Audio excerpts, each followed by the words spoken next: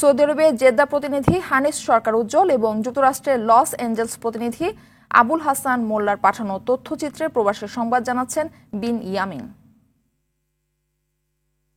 Saudi আরবের জেদ্দায় আসফান নামক স্থানে সড়ক দুর্ঘটনায় মোজাহিদুল হক নামের এক বাংলাদেশির মৃত্যু হয়েছে। তিনি যশোর জেলার কোতোয়ালি থানার লেবুতার সারান্দা গ্রামের ওমর আলীর ছেলে। বৃহস্পতিবার স্থানীয় সময় রাত 9:30টায় রাস্তা পার হতে গিয়ে প্রাইভেট কারের ধাক্কায় ঘটনাস্থলেই মৃত্যুবরণ করেন মোজাহিদ। এদিকে দুর্ঘটনার খবর পেয়ে ঘটনাস্থলে এসে মৃতদেহ উদ্ধার করে পুলিশ।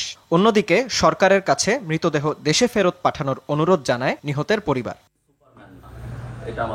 যুক্তরাষ্ট্রের লস অ্যাঞ্জেলসে টকশো উপস্থাপক জিল্লুর রহমানের সাথে মতবিনিময় ও নৈশভোজ অনুষ্ঠিত হয়েছে। বদরুল আলম চৌধুরীর সঞ্চালনায় অনুষ্ঠানে উপস্থিত ছিলেন স্থানীয় বাংলাদেশি কমিউনিটির সাংবাদিক এবং সামাজিক, রাজনৈতিক ও সাংস্কৃতিক সংগঠনের নেতৃবৃন্দ। এ সময় বাংলাদেশের সমসাময়িক পরিস্থিতি নিয়ে আগত অতিথির সঙ্গে আলোচনা করেন সকলে। অনুষ্ঠান শেষে জিল্লুর রহমান প্রবাসী বাংলাদেশিদের প্রতি কৃতজ্ঞতা প্রকাশ করেন।